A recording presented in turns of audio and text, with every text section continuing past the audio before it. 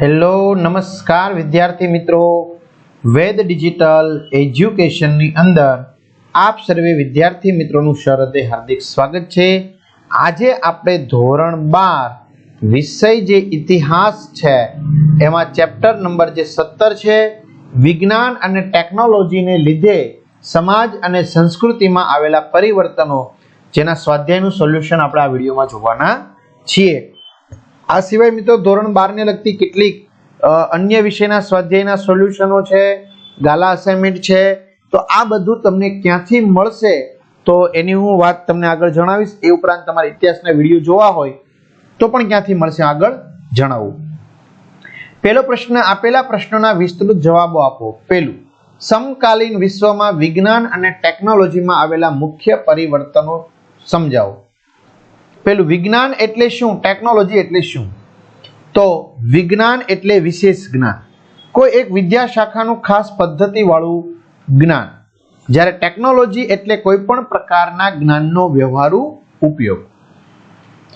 વિજ્ઞાન અને ટેકનોલોજીના ક્ષેત્રે આવેલા પરિવર્તનો, તો 20મી સદીમાં થયેલા બે વિશ્વ યુદ્ધોએ વિજ્ઞાન અને ટેકનોલોજીના વિકાસની ભૂમિકા પૂરી પાડી છે।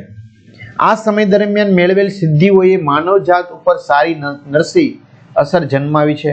આથી જ 20મી સદીને વિદ્વાનો વિજ્ઞાન અને ટેકનોલોજીનો યુગ કહે છે। માનવ જીવન વિજ્ઞાન અને ટેકનોલોજીની અસર હેઠળ વિકસતું રહ્યું છે।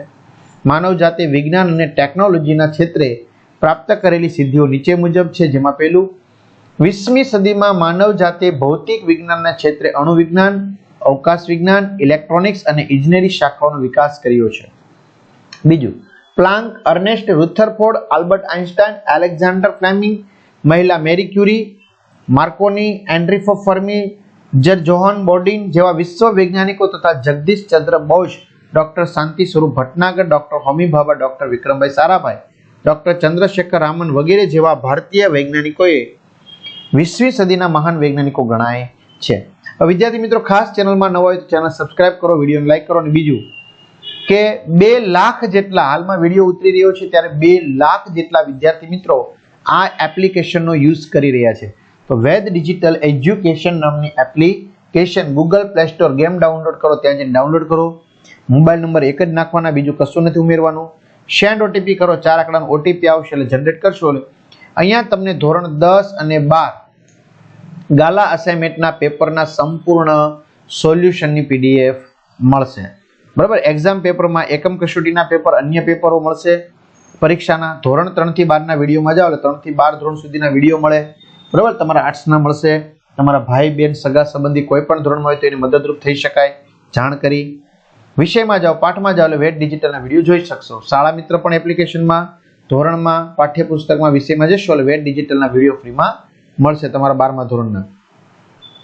ચલો, ભૌતિક વિજ્ઞાન ક્ષેત્રે પ્લાન્કની ક્વોન્ટમ થિયરી, રુથરફોર્ડની એટમ અને રેડિયો એક્ટિવિટી, આઇન્સ્ટાઇનનો સાપેક્ષવાદ, મહિલા મેરી ક્યુરીની રેડિયમની શોધ, માર્કોનીની વાયરલેસની શોધ, એન્ડ્રિકો ફર્મીની અણુભઠ્ઠીની શોધ તથા જોન બોર્ડિને કરેલી સુપર કન્ડક્ટિવિટીની શોધ મુખ્ય છે। અણુ વિજ્ઞાનના ક્ષેત્રે શિરીહાન સ્ટેટમેને કરેલી અણુ વિભાજન અંગેની શોધ અને ચેડવિકે કરેલી ન્યુટ્રોનની શોધ 20મી સદીની અગત્યની શોધ ગણાય છે। હવે મિત્રો, આ વિદ્યાર્થી મિત્રો આ વિડીયો બહુ મોટો બનતો જાય છે એટલે આપણે વિડીયો પોઝ કરી અને તમે છે મુદ્દા શું કરતા જશો, લખતા જશો। બરાબર, કારણ કે નહીતર વિડીયો ઘણો બધો મોટો બનશે, તમે કંટાળી જશો। બરાબર, શીતળા, કોલેરા, મલેરિયા, ડિપ્થેરિયા, હડકવા જેવા રોગો ઉપર પણ નિયંત્રણ આવ્યું છે। ક્ષયના રોગો સામે બીસીજી તથા પોલિયોના રોગો સામે સંરક્ષણાત્મક રસીની શોધ થઈ છે, બાયપાસ સર્જરી। બરાબર, ચાલો બીજું સવાલ, શક્તિના વિભિન્ન સ્ત્રોતોની માહિતી આપો। બરાબર, તો મિત્રો આપણે વિડીયો પોઝ કરી અને શું કરતું જવાનું છે, લખતું જવાનું છે કે ભાઈ સંચાલન શક્તિના આ સાધનો પુનઃ અપ્રાપ્ય સ્ત્રોત ગણાય છે। હું છેલ્લી લીટી એટલા માટે બોલીશ કે જેથી કરીને તમારે બાકીના મુદ્દા લખાઈ જાય। સંચાલન શક્તિના નવા 2 સ્ત્રોતોની માહિતી નીચે પ્રમાણે છે। સૂર્ય ઉર્જા, બરાબર, પૃથ્વી પર બિન પ્રણાલીગત ઉર્જાના સ્ત્રોતમાં સૌથી મુખ્ય સ્ત્રોત કોણ? સૂર્ય। ઓસ્ટ્રેલિયામાં આવેલું બ્રિસ્બન નામનું આખું શહેર સૂર્ય ઉર્જાનો ઉપયોગ કરે। વિચાર કરો, આપણે ભારતમાં પણ ધીમે ધીમે ગુજરાતની અંદર સૌથી વધારે સૂર્ય ઉર્જાનો ઉપયોગ થવા જઈ રહ્યો છે। ગુજરાતમાં વડોદરા ખાતે આવેલી Gujarat energy development agency GEDA જેવા સૂર્ય ઉર્જાનો પ્રચાર કરે છે. પવન ઉર્જા Norway, Sweden, Denmark, Netherland, Germany, Japan, ચીન, ઇંગ્લેન્ડ, અમેરિકા, ઓસ્ટ્રેલિયામાં પવન ઉર્જાનો ઉપયોગ થાય છે. જો કે ભારતમાં બી થાય છે. ડેનમાર્ક પવન ઉર્જાનો સૌથી વધુ ઉપયોગ કરનાર દેશ છે. ગુજરાતમાં બી છે. જો એશિયાનું સૌથી મોટું વિન્ડ ફાર્મ કચ્છના દરિયા કિનારે આવેલું માંડવી ખાતે ઊભું કરવામાં આવ્યું છે. જળ ઉર્જા જો આપને ખબર છે નર્મદા નદી પર નવાગામ પાસે સરદાર સરોવર યોજના, પંજાબમાં સતલુજ નદી પર ભાખરા બંધ યોજના. ફ્રાન્સમાં ઠંડીના અખતમાં આ રીતે વિદ્યુત ઉત્પન્ન થાય છે ભરતીઓટને કારણે. આગળ વધીએ ભૂતાપીય ઉર્જા. અમેરિકા અને ન્યુઝીલેન્ડમાં આ પ્રકારના ઉર્જાનો ઉપયોગ વ્યવસાયિક ધોરણે કરવામાં આવી રહ્યો છે. બરોબર, આ કુદરતી છે મિત્રો. હાઇડ્રોજન ઉર્જા એ જ રીતે આલ્કોહોલ અને ઓક્સિજનને જોડીને પ્રક્રિયા દ્વારા વિદ્યુત ઉર્જા ઉત્પન્ન કરી શકાય છે. અંતરિક્ષમાં રોકેટો મોકલવામાં એનો ઉપયોગ થાય કારણ કે એમાં ઉર્જા વધુ મળે. પરમાણુ ઉર્જા તો ભારતમાં પણ અણુ ઉર્જા ઉત્પન્ન કરવામાં કાકરાપાર ગુજરાત, તારાપુર મહારાષ્ટ્ર, કૈંગા કર્ણાટક, કલ્પકમ તમિલનાડુ, રાવતભાટા રાજસ્થાન, નરોરા ઉત્તર પ્રદેશમાં આવા પ્રકલ્પો સ્થાપવામાં આવ્યા છે. બરાબર, ભારત, પાકિસ્તાન, ચીન એમ 7 દેશો સફળ બન્યા છે એટમ બોમ્બ બનાવવામાં. America, Russia, Britain, France, Bharat, Pakistan, ચીન. ચલો, વર્તમાન પત્રો. ત્રીજો સવાલ, વર્તમાન પત્રો અને સોશિયલ મીડિયાનો સમાજ ઉપર કેવો ભાવ પડ્યો છે? તો અહીંયા શું આપવામાં આવી છે એની ભૂમિકા. બરાબર, તમે વિડીયો પોઝ કરીને શું કરી શકો છો, લખી શકો છો. ઘણા મિત્રોને એવું કેવું થાય સર તમે બોલો એમ. ભાઈ મિત્રો એ કે બોલવાની આળસ થાય. ભાઈ મિત્રો બોલવાની આળસ થતી તો આ ટાઈપિંગ જ ન થયું હોય ને આ બધું. હા, આ ટાઈપિંગ કરવું કે સરળ વાત છે? તમે વિચાર તો કરો યાર, આ કેવડું મોટું સોલ્યુશન થાય. તો ભાઈ તમે ભણો છો તો તમારે લખવું જ પડશે. અમે ભણ્યા અમારે નહીં લખવું હોય. બરાબર ને? એટલે એ વાત તો તમારી થોડી ખોટી પડે. ઘણા મિત્રોનું કેવું છે, બધાનું નથી હોતું.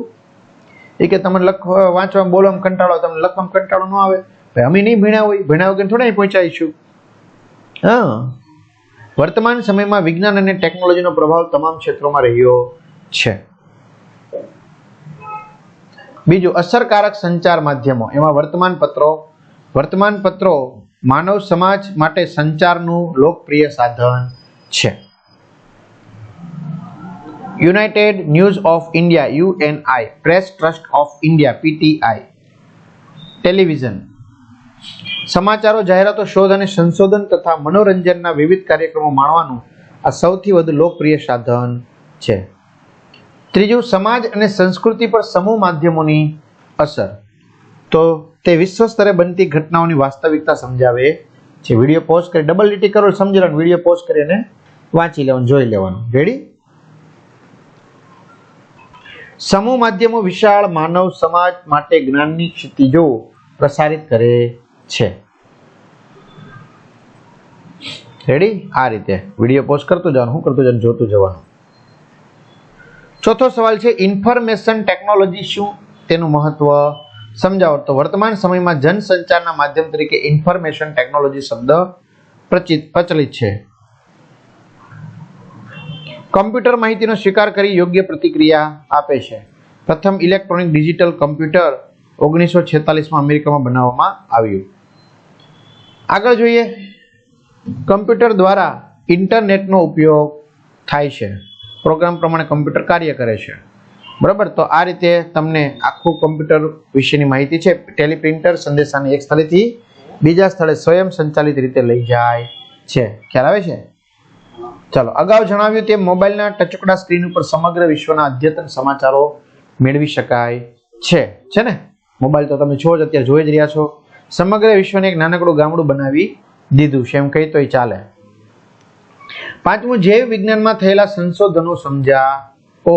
તો જેમ કે એડવર્ડ જેનરે શીતળાની રસી, રોબર્ટ કોચે કોલેરાની, લિવિરેને મેલેરિયાની અને ક્લેબસે ડિપ્થેરિયાની રસીની શોધ કરી.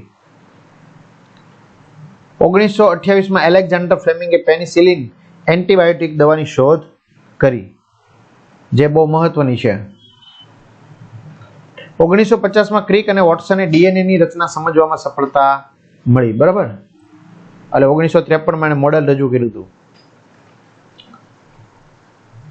અમેરિકાના જોનાસ સિલ્કે પોલિયોની રસીની શોધ કરી. કોની? પોલિયોની રસીની. જો હૃદય રોગ ઉપર કાબુ મેળવવા વિવિધ પ્રકારના ઉપાયો શોધાયા છે. એડ્સ ઉપર કાબુ મેળવી શકાયો નથી. બીજો પ્રશ્ન, આપેલા પ્રશ્નના ટૂંકમાં જવાબ આપો. એમાં પહેલું, એન્ટીબાયોટિક દવાઓથી માનવ સમાજને શો ફાયદો થયો છે? બરાબર. તો પ્રાથમિક જરૂરિયાતમાં હવે આરોગ્ય પણ ગણી શકાય. આપણે ખ્યાલ છે, રોટી કપડા મકાન તો છે જ, પણ આરોગ્ય પણ આપણે ગણીએ. તમે ભણ્યા છો ઇકોનોમિક્સ. કેટલા રોગો એવા હોય છે કે તેને ભારે અને કદાચ મોંઘી પણ દવાઓની જરૂર રહે છે, તો આવી દવાઓને એન્ટીબાયોટિક દવાઓ કહે છે. બરાબર. ઇન્સ્યુલિન, પેનિસિલિન, સલ્ફા અને એન્ટીબાયોટિક દવાઓ 20મી સદીની શરૂઆતમાં શોધાય. સાથે સાથે માઇક્રોસ્કોપ, એક્સરે વગેરેની પણ શોધો થઈ, જેથી કરીને મેડિકલ ક્ષેત્રે પ્રગતિ થઈ. વર્તમાન પત્રનું સામાજિક મહત્વ સ્પષ્ટ કરો. તો અહીંયા સામાજિક મહત્વ ખૂબ જ છે, કેમ કે વર્તમાન પત્રો એ સમાજની આરસી એટલે કે દર્પણ છે. આગળ, સમાજના રીતિ રિવાજો, સમાજમાં આવતા પરિવર્તનો અને માનવ સમાજમાં બનતા વિવિધ અને વિભિન્ન પ્રકારના બનાવોના પ્રતિબિંબને વર્તમાન પત્રો ઝીલીને રજૂ કરે છે. આગળ વધીએ વિદ્યાર્થી મિત્રો. તો આ રીતે આપણે મુદ્દા છે એ તમે શું કરી શકશો? લખી શકશો. ત્રીજું, ઔદ્યોગિક ઉત્પાદન વધારનાર પરિબળો સમજાવો. તો યંત્ર ઉદ્યોગની શરૂઆત થતા લોખંડનો વપરાશ અનેક ગણો વધ્યો છે. જો બીજા નંબરે મળતી ધાતુ છે, પણ એનો ઉપયોગ સૌથી વધુ થાય છે. ખાણોમાં પ્રકાશની મદદથી કોલસાના ઉત્પાદનમાં વધારો થયો, અને જેમ્સ વોટે આપણે ખબર જ છે વરાળ યંત્રની શોધ કરી. ત્યાર પછી ઇંગ્લેન્ડમાં શોધાયેલા યંત્રનો વિશ્વમાં ઝડપથી શું થયો? ફેલાવો થયો. વર્તમાન સમયમાં યાંત્રિક શક્તિનો મહત્તમ ઉપયોગ કરી ઉત્પાદનમાં તીવ્ર વધારો કરવા માનવ સમાજ કટિબદ્ધ છે. ચોથું, ટેલિવિઝન અને રેડિયોનું સંદેશા વ્યવહારમાં સ્થાન સ્પષ્ટ કરો. તો આપ્યું છે પહેલા એની ભૂમિકા. બરાબર. ગીત, સંગીત, સંતો અને વિદ્વાનોના વ્યાખ્યાનો, વાર્તાલાપો તથા કથાઓ, કાર્ટૂન્સ વગેરે. બરાબર. તો વિડીયો પોઝ કરીને તમે લખી શકશો. બીજું, રેડિયો અને ટેલિવિઝનનું સંદેશા વ્યવહારમાં સ્થાન. તો રેડિયો, ટેલિવિઝનનું આજકાલ સંદેશા વ્યવહારમાં સ્થાન ઝડપથી વધતું જ જાય છે. જેના કારણો નીચે પ્રમાણે છે. એમાં પહેલું કારણ આપ્યું છે. બીજું અને ત્રીજું, બરાબર, ટપાલ વ્યવસ્થા. હવે તો તાર વ્યવસ્થા તો બંધ થઈ ગઈ છે. એ કુરિયર વ્યવસ્થા દ્વારા સંદેશા વ્યવહારમાં કલાકો કે દિવસો નીકળી જાય છે. હા, ટેલિવિઝન દ્વારા ફક્ત થોડી મિનિટોમાં જ લાગે પહોંચે છે. આથી ઝડપી સંદેશાઓ પ્રાપ્ત થઈ શકે છે, એટલે અપ ટુ ડેટ સમાચારોથી વાકેફ રહી શકાય. ત્યાર પછી વાદળછાયું આકાશ કે વગેરે. બરાબર. ટૂંકમાં રેડિયો અને ટેલિવિઝનનો ઉપયોગ એ સંદેશા વ્યવહારમાં એક સંચાર ક્રાંતિ જ છે. 20મી સદીના વાહન વ્યવહારના રૂપરેખા આપો. તો અહીંયા જ્હોન મેકડમ નામના સ્કોટિશ એન્જિનિયરે ડામર રોડ બનાવવાની પદ્ધતિ વિકસાવી. એટલે ડામર ઉપર ખબર છે ને ગાડી આપણે કેટલી ચલાવી સ્પીડમાં? અરે વાહ, બધાને લગભગ આવડતી હશે. વાહન વ્યવહારમાં પાઇપલાઇન એક મહત્વનું સાધન ગણાય. પાઇપલાઇનનો વિશેષ ઉપયોગ ખનિજ તેલ, કુદરતી ગેસ અને પાણી લઈ જવા માટે થાય છે. એ પણ વાહન વ્યવહારમાં જ ગણી શકાય. સંદેશા વ્યવહારના ક્ષેત્રનો વિકાસ. અમેરિકાના મેહલોન બુનીએ રેડિયોની શોધ કરી. ટેલિવિઝનની શોધ જ્હોન લોગી બેયર્ડે કરી 1926માં. ચલો, ત્યાર પછી સમાચાર માધ્યમના ક્ષેત્રે રેડિયો અને ટેલિવિઝન સૌથી અસરકારક રહ્યા છે. ચલો, સાચો વિકલ્પ લઈએ. પ્રથમ સોલર સેલ ક્યારે તૈયાર થયો? 1954માં. વૈજ્ઞાનિક કથાઓ સાથે સંકળાયેલ મહાન સાહિત્યકાર કોણ છે? Joule worn. ટેલિફોનની શોધ ક્યારે થઈ? 1876માં. જૈવિક વિજ્ઞાનની શોધ કરનાર વૈજ્ઞાનિક કોણ? બુચર. ડીએનએ પર સંશોધન કરનાર ભારતીય વૈજ્ઞાનિક કોણ? હરગોવિંદ ખુરાના. તો આ સાથે મિત્રો સરસ મજાનું સોલ્યુશન છે આપણે અહીંયા પૂર્ણ થાય છે. તમારા મિત્રો દોસ્તોને જાણ કરી શકો છો. અહીં સુધી રાખીએ. અસ્તુ. જય હિન્દ, જય ભારત.